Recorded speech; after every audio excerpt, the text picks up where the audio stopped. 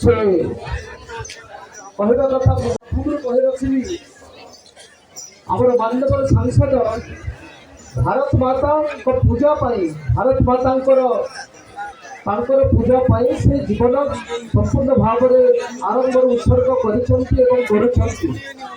नुआ कथा कौन कह मुझे जापारूना से आजन्म ब्रह्मचारी रही जदि भी गोल्ड मेडालिस्ट एग्रीकल्चर रे से विज्ञ ज्ञानी गुणी लोक एत जन अटंती सी बहुत सरकारी स्तर में कौन करें किंतु आज आम गहन समाज सेवा निजक ब्रती कर समाज सेवा से समर्पित जीवन बीतौंट संपूर्ण भाव में भारत मातार सेवा जीवन समर्पित भारत माता सेवा से संपूर्ण भाव में समर्पण कर अधिक कहीं अनुभव को अधिक कहीं भी केवे कहींपारे ना जापारे तथापि ये कहबी मत जेहेतु कहवाक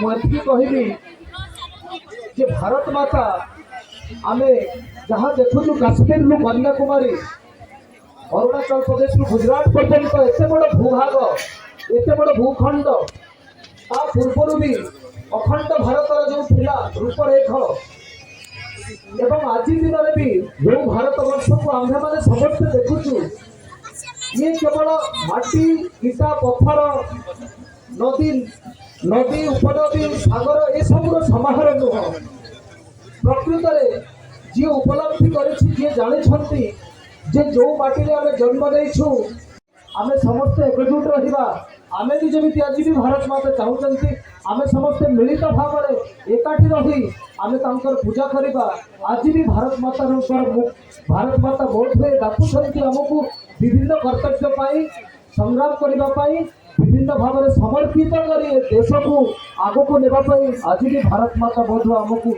आह्वान दौरान मु तेणु ए विषय अधिक किसी कहली ना पुणी थे मु धन्यवाद दूची कि भारत माता ये माटी माँ मु खाली गोटे कथा कहबी मोर मन पड़ुछि यही भारत में प्राचीन काल में केवे कौटी गोटे पढ़ी कथा मन पड़ुछि जे जड़े देश से आउ गोटे आसी बाहर किसी विदेशी लोक से जो चली जाते खाली पादे कहले आम तुम पाद टे धोईकर आपको विदा करूँ आज पाद धोईकी कहीं विदा करेंगे ना ये जो माटी लगी आज्ञा ये माटी साधारण माटी नुहे मु चाहूनी मो देशर माटी लेकिन किए आउ मो देश को चली जाओ मो देशर बर मु तुम पाद धोईदेवी किंतु मो देशर धूली भी माटी भी आउ मो देश को जावा कथा ना तेणु से भल सुंदर भाव में तार पाद धोईदे से माटी को सफा कर निज देश में रखी भारत वर्ष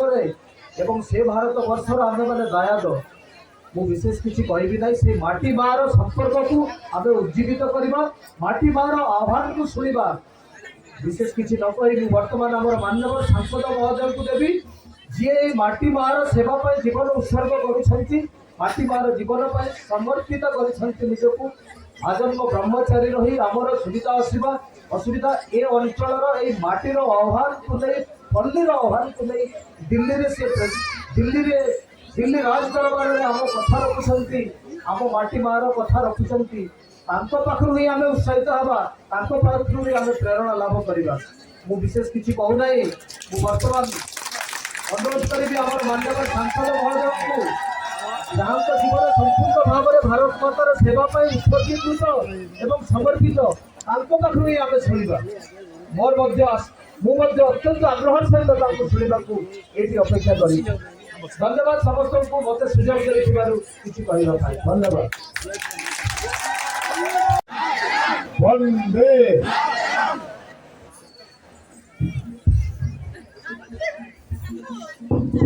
उत्तरम जत समुद्रस्य हिमाद्रेश्चैव दक्षिणम वर्षं तत् भारत नाम भारती तत्र संतति समुद्रर उत्तर को एवं हिमालयर दक्षिण जो भूखंड अच्छी तार ना हूँ भारत वर्ष एवं जो लोक मैंने से बास करती जो जन समुदाय ताको भारतीय बोली कहुए बाहास्पत्य शास्त्र में आम लिखाए ମୁଁ ମନକୁ କହୁନାହିଁ।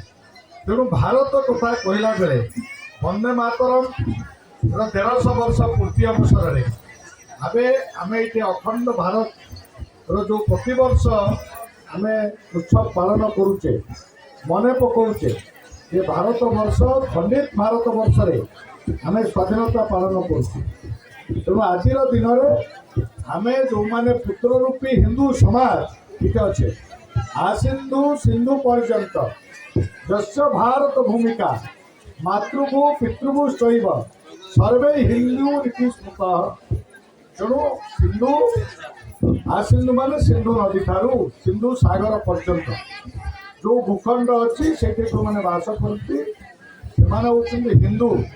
ଆମର ମାତୃଭୂମି ପିତୃଭୂମି ସବୁ କର୍ମଭୂମି ହେଉଛି ଭାରତବର୍ଷ। ସେଇଟା ହେଉଛି ହିନ୍ଦୁମାନଙ୍କର ଦେଶ ବୋଲି ହିନ୍ଦୁସ୍ତାନ ପ୍ରଚକ୍ଷତେ ବୋଲି କୁହାଉ। ତେଣୁ ଆମେ ଏଇ ଯେଉଁ ଭୂଖଣ୍ଡରେ ଅଛେ ପ୍ରତିବର୍ଷ ଏଇଟା ନୂଆ ନୁହେଁ, ଏଇଠି ବହୁ ବର୍ଷ ଧରିକି ଆପଣମାନେ ଆମ ସଂସ୍କୃତିରେ ଏ ମାଟିକି ମା ବୋଲି ମାନୁଛେ, ଧରଣୀ ପିଣ୍ଡର ପୂଜା କରୁଛେ ଏବଂ ସବୁବେଳେ ଆମମାନଙ୍କଠୁ କେହି ଟାଉନରେ ଥିବା ଲୋକ ବେଶୀ ଜାଣନ୍ତି ନାହିଁ ମାଟି ମା ବୋଲି। ଆମେ ସବୁବେଳେ ଶାଖାରେ ଗଲାବେଳେ ବୋଲୁଛେ ଏ ମାଟି ଛୁଇଁ ଶପଥ କର, ଏହାର ଧୂଳି ମୁଣ୍ଡରେ ମାର, ପୁନାଠୁ ବଳି ଏ ଖାନ୍ତିରେ ମୋର ଜନ୍ମ ଭୂଇଁର ମାଟି। ମାଟି ନୁହେଁ ଆମ ମାତୃଭୂମି ସରଗଠୁ ବଳି ଅଛି ବୋଲି ଆମେ ଗୀତ ବୋଲୁଛି, ସରଗଠୁ ବଳ।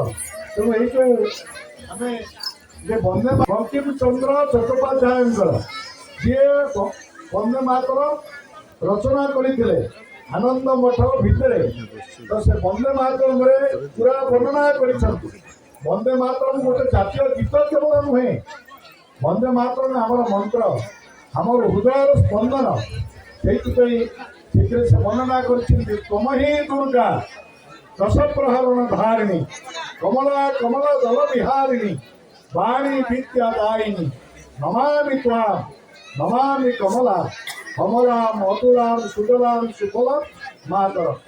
ତୁ ହେଉଛୁ ସାକ୍ଷାତ ଦୁର୍ଗା ମା, ତୁ ହେଉଛୁ ଲକ୍ଷ୍ମୀ ସ୍ୱରୂପିଣୀ ମା ସରସ୍ୱତୀଙ୍କର ଅପରୂପ, ତୁ ହେଉଛୁ ଜଗଦମ୍ବା ଜଗଧାତ୍ରୀ ଜଗନ୍ମାତା ଚିରମୟୀ। ସେହି ରୂପରେ ଭାରତ ମାକୁ ବନ୍ଦନା କରିଛନ୍ତି ବଙ୍କିମ ଚନ୍ଦ୍ର ଚଟ୍ଟୋପାଧ୍ୟାୟ। ବନ୍ଦେ ମାତରମରେ ଯେଉଁ ବନ୍ଦେ ମାତରମ୍ ଗାଇକିରି ସ୍ୱାଧୀନତା ସଂଗ୍ରାମରେ ଲକ୍ଷ ଲକ୍ଷ ଲୋକ ଝାସ ଦେଲେ, ସେହି ସ୍ୱାଧୀନତାର ବନ୍ଧରେ ସମସ୍ତେ ତିଳ ତିଳ କରି ନିଜକୁ ଜାଳିଦେଲେ, ଏ ବନ୍ଦେ ମାତରମ୍ ତାଙ୍କୁ ପ୍ରେରଣା ଦେଇଥିଲେ। ତେଣୁ ବନ୍ଦେ ମାତରମ୍ ଆମର ହେଉଛି ପ୍ରାଣ। ବନ୍ଦେ ମାତରମ୍ ଗାଇକିରି ଏ ଦେଶର ସ୍ୱାଧୀନତା ଆସିଛି। ତେଣୁ ବନ୍ଦେ ମାତରମ୍ ଏ ଅଖଣ୍ଡ ଭାରତ ପାଇଁ ପୁଣି ପ୍ରେରଣାର ସ୍ରୋତ ହଉ। ଆମେ ସମସ୍ତେ ସେଇଥିରେ ଯେଉଁ ବଙ୍କିମ ଚନ୍ଦ୍ରଜୀ ତାପରେ ବି କହିଛନ୍ତି ପୂର୍ଣ୍ଣ ବନ୍ଦେ ମାତରମ୍ ଯିଏ ବୋଲିବ ସେ ଦେଶ ରକ୍ତ ହେଇଯିବ। ତୁମି ବିଦ୍ୟା ତୁମି ଧର୍ମ ତୁମି ହୃଦି ତୁମି ମର୍ମ ତ୍ୱଂ ହି ପ୍ରାଣ ଶରୀରେ ବାହୁତେ ତୁମି ମା ଶକ୍ତି ହୃଦয়ে ତୁମି ମା ଭକ୍ତି তোমার এই প্রতিমা গড়ি মন্দিরে মন্দির মাতরম বন্দে মাতরম। তু হচ্ছু মোর বাহুরে শক্তি भारत माता, तू हूँ मोर शक्ति, मो बाहुरे जो शक्ति अच्छी तू दे, मोर हृदय जो प्राण तू देचु, तू हूँ विद्या, तू हूँ धर्म, हृदय भितर तू हूँ मर्मस्थल। ये कथा वर्णना कर।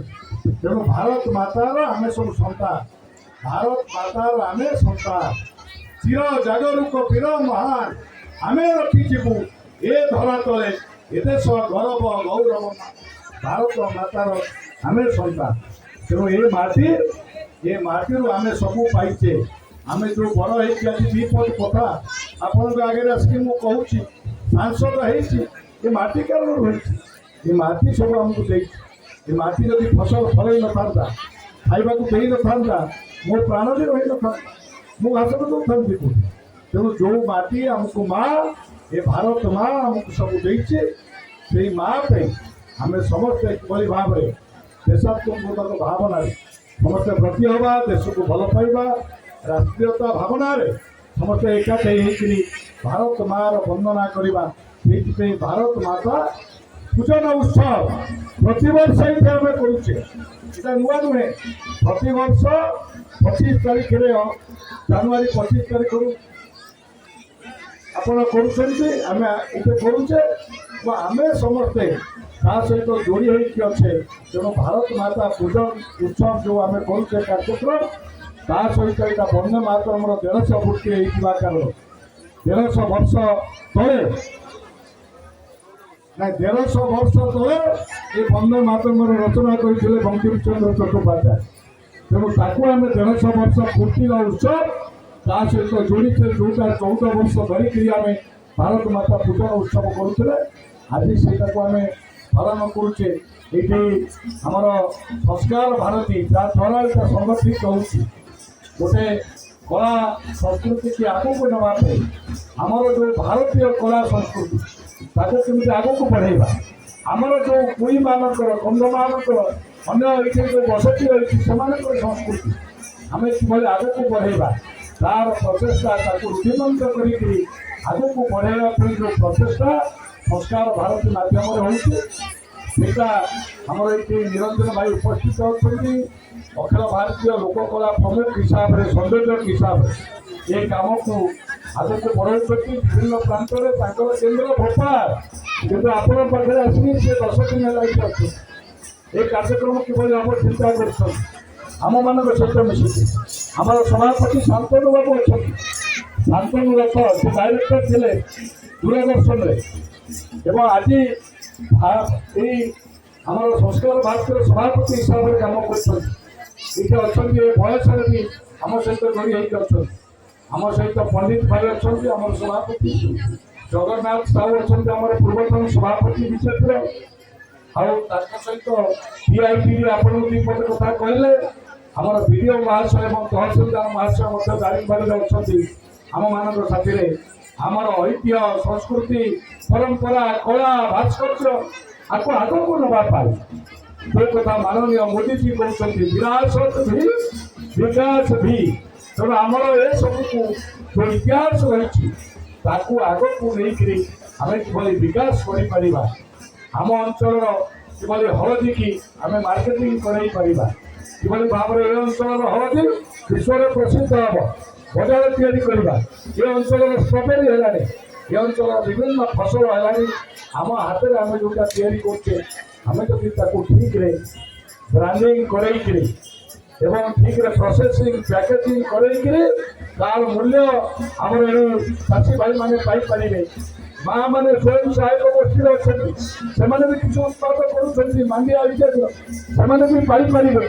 ଏସବୁ କରେଇକିରି କିଭଳି ଜୀବନ ଜୀବିକା ସାଥିରେ ଆମର ଏ ଲୋକକଳାକୁ ନେଇକିରି ଆମେ ଯୋଡ଼ିକିରି ବିଭିନ୍ନ ଉତ୍ସବ ଆମର ବିଭିନ୍ନ ଫସଲ ଉତ୍ପାଦନ ବେଳେ ଆମେ ବିଭିନ୍ନ ଉତ୍ସବ ପାଳନ କରୁଛେ। ଇଏ କୃଷି ବହୁଳ ଜିଲ୍ଲା, କୃଷି ବହୁଳ ଅଞ୍ଚଳ ହେଉଛି ଦାରିଙ୍ଗବାଡ଼ି।